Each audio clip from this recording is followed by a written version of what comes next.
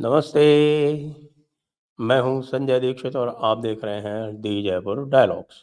वैसे तो आज मेरे पास कई विषय थे और राजस्थान में एक बड़े बीफ कारोबार का भंडाफोड़ हुआ है और बहुत तगड़ा एक्शन लिया गया है और साथ में राहुल गांधी का भी बड़ा खुलासा हुआ है, समाजवादी पार्टी के साथ कांग्रेस की डील हो गई है। लेकिन सबसे बड़ी खबर इस समय ये नहीं है, सबसे बड़ी खबर ये है कि भाई आंदोलनजीवियों के हालत पस्त हो गई है। आनंदजीवी, आंदोलनजीवी अब पीछे हटने पर विवश हो गए हैं। आंदोलनजीवियों ने अपने आंदोलन को 2 दिन के लिए स्वतः यानी सुओ मोटो स्थगित कर दिया है। अब क्यों किया है इस पर तो हम बात करेंगे। साथ ही आंदोलनजीवियों ने ये भी कहा है कि भई हम किसी भी तरह की जेसीबी और हेवी मशीनरी, पोकलेन इत्यादि का उपयोग नहीं करेंगे। तो आप सोच रहे होंगे कि अचानक ये क्या हो गया भई, आंदोलनजीवियों को इतनी बुद्धि कैसे आ गई? आंदोलनजीवी जो हैं वो इतने सहृदय कैसे हो गए? आंदोलनजीवी जो हैं वो राष्ट्र के प्रति इतने उदार कैसे हो गए? तो भई आपको पता है, विनय न मानत जलधि जड़, गए 3 दिन बीत, यहाँ तो 9 दिन हो गए। और बोले राम सकोप तब, भय बिन होए न प्रीत।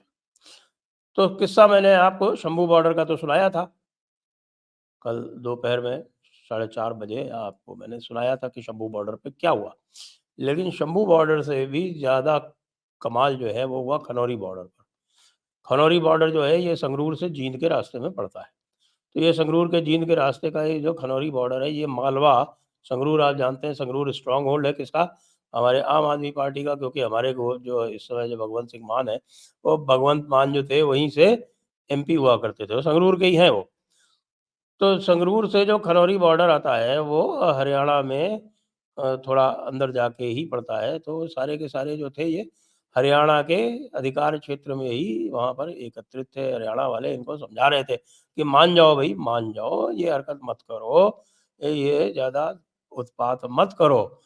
लेकिन उत्पात तो भई करने पर आमादा ही थे। फिर उन्होंने क्या किया कि उन्होंने पराली जला के उसमें मिर्ची का पाउडर डाल दिया। हवा जो थी वो पुलिस वालों की तरफ थी, तो पुलिस वाले उसमें जो है वो काफ़ी कुछ घायल हो गए। उसके बाद पुलिस वालों ने जम के किया इलाज।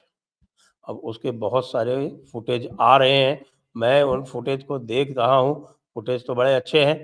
लेकिन मैं ये कन्फर्म नहीं कर सकता कि भई ये वही फुटेज है और ये सही फुटेज है। लेकिन जो भी फुटेज है, जो भी कुछ आ रहे हैं, उससे ये दिखता है कि भई हरियाणा पुलिस ने बहुत अच्छे से खातिर की। बहुत अच्छे से खातिर की, इतनी खातिर की कि जिसको जो है वो आप शब्दों में बयान संभवतः नहीं करना चाहेंगे। लेकिन निश्चित रूप से जो लोग भी इसके हिमायती हैं कि इनके ऊपर सख्ती बरती जानी चाहिए, जो लोग भी हिमायती हैं कि इनके ऊपर लठ बजाया जाना चाहिए, वो सारे उस फुटेज को देखकर निश्चित रूप से आह्लादित हो रहे होंगे कि हाँ भाई ठीक है। क्योंकि जो बहादुर जो थे, वो जैसे ही हरियाणा पुलिस आगे बढ़ी, वैसे ही भाग छूटे। वैसे ही भाग छूटे। यानी कि ये भी नहीं हुआ कि कह रहे थे कि साहब हम तो लाठी और गंडासे और तलवार और पता नहीं क्या-क्या लेके आए हैं। लेकिन जैसे ही पुलिस आगे बढ़ी, सारे के सारे भाग छूटे। बस एक जगह जहाँ इन्होंने पुलिस को घेर लिया था, जहाँ 12 लोगों को चोट आई, 12 पुलिस वालों को चोट आई, बस वहीं पर ये अपनी बहादुरी दिखा पाए थे। लेकिन उसके बाद जब हरियाणा पुलिस आगे बढ़ी तो फटाफट डिस्पर्स हो गए, कुछ करने की ज़रूरत ही नहीं पड़ी। अलावा आँसू गैस के, और आँसू गैस के तो भाई ये तो मैं बिल्कुल इस समय कायल हो गया हूँ। ये जो ड्रोन वाली जो टेक्नोलॉजी इन्होंने आँसू गैस के गोले डालने के लिए जो जो इजाद की है, ये तो मास्टर क्लास है। पता नहीं ये 20-21 में इनको ध्यान क्यों नहीं आया कि 20-21 में भी अगर इसी का उपयोग कर लेते, तो भाई दिल्ली को 13 महीने जो है वो घेरेबंदी का सामना नहीं करना पड़ता। लेकिन इतना ही होता तो भी कम था। अब इनके बाद में हो गई कोढ़ में खाज। वो कोढ़ में खाज क्या हुई? वो ऐसा हुआ कि भई आज कैबिनेट की मीटिंग हुई, थोड़ा लेट हुई, प्रधानमंत्री जी कहीं बाहर थे और उन्होंने गन्ने की कीमत, जिसको फेयर एंड रिम्यूनरेटिव प्राइस या एफआरपी कहते हैं, उस गन्ने की कीमत को ₹315 से बढ़ा के कर दिया ₹340 प्रति क्विंटल, यानी प्रति 100 किलो। प्रति क्विंटल ₹340 कर दिया।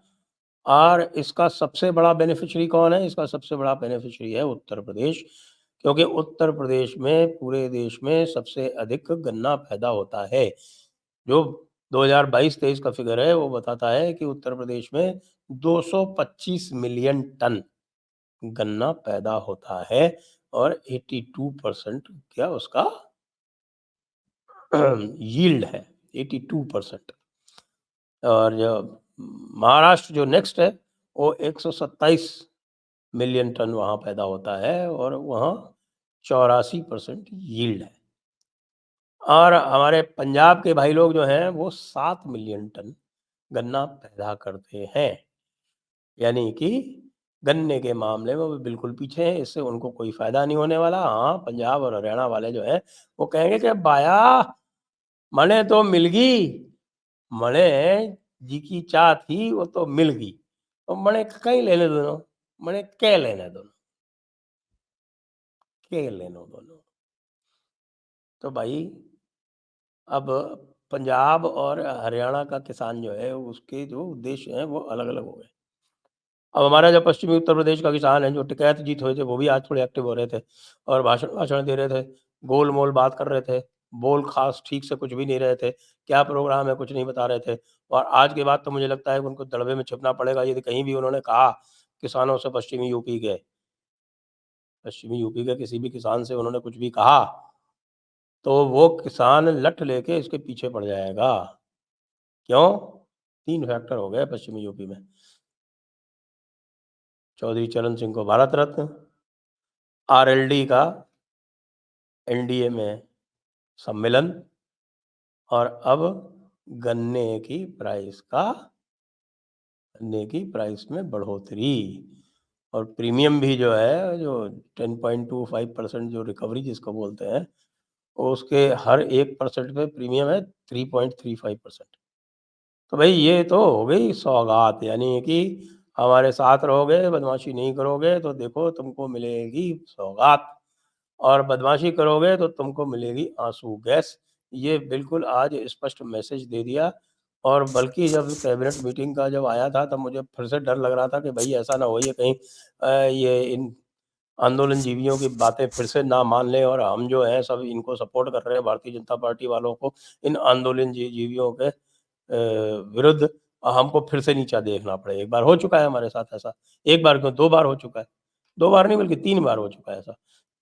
एक बार पश्चिम बंगाल में हुआ, दूसरी बार शाहीन बाग में हुआ और तीसरी बार आपके ये आंदोलनजीवियों वाले कार्यक्रम में हुआ, दिल्ली की घेराबंदी के टाइम पर। 3 बार हमें इनका समर्थन करके बाद में नीचा देखना। तो उस समय भी अगर यही काम जो है इस समय जो ये ड्रोन वाला जो कार्यक्रम है, उस समय कर लेते ना, तो मामला ज़बरदस्त हो जाता। उसी समय अगर शंभू बॉर्डर पे इस तरह से रोक लेते, जिस तरह से इस बार रोका है, मुझे लगता है उस समय पहली बार था तो उनको अनुमान भी नहीं था कि इनके इरादे कितने खतरनाक हैं। लेकिन ये इनको अनुमान होना चाहिए था कि इतनी बड़ा इंटेलिजेंस apparatus है, ये कर क्या रहा था? उसको पता होना चाहिए कि भई ये जो पूरा का पूरा जो एक वैश्विक प्रोग्राम लगा हुआ है रेज़ीम चेंज का, जिसमें लोग बाग हैं, आज भी कहते हुए आज भी वीडियो देखा जिसमें कहा कि भई हमें तो भई मोदी और योगी और खट्टर रिज़ाइन कर दें। अब तो हमारा सारा मामला सॉल्व है। उसके बाद फिर हम एमएसपी भी नहीं माँगेंगे। यानी एमएसपी मुद्दा है ही नहीं। मुद्दा तो ये है कि मोदी, योगी और खट्टर को हटाना है। क्योंकि मोदी और योगी और खट्टर इनको जो है फूटी आँखों नहीं सुहाते। तो भाई ना नौमन तेल होगा और ना राधा नचेगी वाला हिसाब-किताब हो गया यहाँ पे तो। अब पंढेर जी जो हैं, वो जो है वो अपना शांतिप्रिय चेहरा दिखाने की कोशिश में रहते हैं और डल्लेवाल जी जो हैं, वो तो आँसू गैस से ही उनकी तबीयत खराब हो गई। अरे यार! जब आँसू गैस से ही तुम्हारी तबीयत खराब हो गई तो तुम क्या जो है ये पोकलेन मशीन और जेसीबी और तरह-तरह के फैंसी ट्रैक्टर्स, रीइंफोर्स वाले ये सब लेके और कहाँ तुम दिल्ली जाओगे? साफ-साफ जो है हाई कोर्ट ने भी कह दिया था साफ-साफ, जी सरकार ने भी कह दिया, हरियाणा सरकार ने कह दिया, किसी भी कीमत पे कोई ट्रैक्टर ट्रॉली दिल्ली ना जाएगी, तो ना जाएगी। नहीं गई आज तक। 9 दिन हो गए, 2 दिन आगे आंदोलन टल गया, हो गए 11 दिन, लो कर लो बात, लो कर लो बात। तो किसी भी हालत में उत्तर प्रदेश का किसान तो साथ आने वाला है नहीं। उत्तर प्रदेश के किसान का तो हो गया काम, और इन आंदोलनजीवियों का हो गया काम तमाम। जय हिंद, जय भारत, वंदे मातरम।